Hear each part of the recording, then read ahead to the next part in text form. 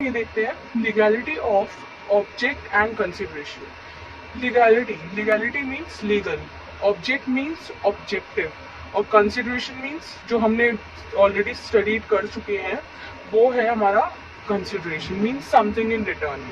तो एक valid contract के अंदर ये दोनों एलिमेंट्स भी बहुत इंपॉर्टेंट हैं। जब हमने पढ़ा था, जब हमने फर्स्ट चैप्टर में एलिमेंट्स पढ़े थे, एसेंशियल एलिमेंट्स, तो ये दोनों थे उसमें।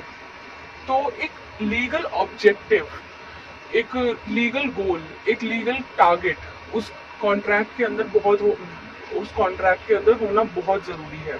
और एक कंसिडरेशन भी है ना, वो भी लीगल होना चाहिए, इलीगल कंसिडरेशन नहीं होना चाहिए। चलिए पहले हम लोग पढ़ लेते हैं ये। Every agreement of which the object और कंसिडरेशन इज अनलॉफुल, अगर वो अनलॉफुल है कोई भी ऑब्जेक्ट मीन्स ऑब्जेक्टिव और कंसिडरेशन अगर अनलॉफुल है तो वो एक वॉइड होगा, ठीक है।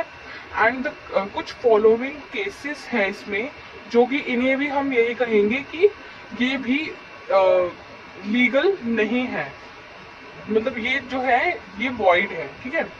तो फर्स्ट है if it is forbidden by law, अगर फॉरबिडन बाय लॉ के तहत मना कर दिया गया है कि ये काम इलीगल है या फिर अनलॉफुल है, तो हम उसे एक तरह से वॉइड मानेंगे।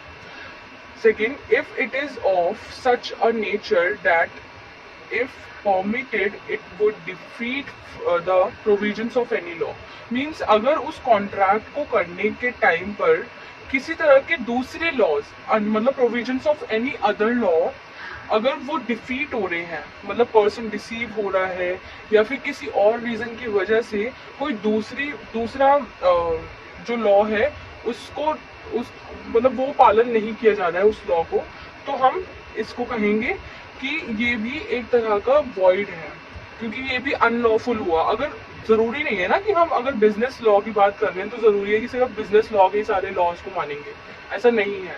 हमें सारे के सारे लॉज को मानना बहुत जरूरी है। Third is if it is fraudulent. Fraudulent means कि अगर दोनों पार्टी एंटर होती है कॉन्ट्रैक्ट में और एक पार्टी ने किसी तरह का फ्रॉड कर दिया, तो वो भी एक तरह का अनलॉफुल है। Fourth, if it is involves or implies injury to the person or property of another, means कि अगर जैसे कोई कॉन्ट्रैक्ट करने में किसी पर्सन को डिसीव हो रहा है वो पर्सन, या फिर उसको इंजरी हो रही है इस वजह से, या फिर प्रॉपर्टी उसकी प्रॉपर्टी में वो हो रहा है, मतलब प्रॉपर्टी डिस्ट्रॉय हो रही है या फिर किसी तरह का कोई लॉस हो रहा है उसको अपनी प्रॉपर्टी में, तो वो भी एक वो है, एक अनलॉफुल है। और इसमें एक और पॉइंट आ जाता है कि अगर जैसे हम कोई कॉन्ट्रैक्ट कर रहे हैं और उससे पब्लिक जो हमारी जितनी भी सुविधाएं हैं, पब्लिक रिसोर्सेस हैं, वो सब अगर रिसीव हो रहे हैं, डिस्ट्रॉय हो रहे हैं, तो वो भी एक अनलॉफुल होगा।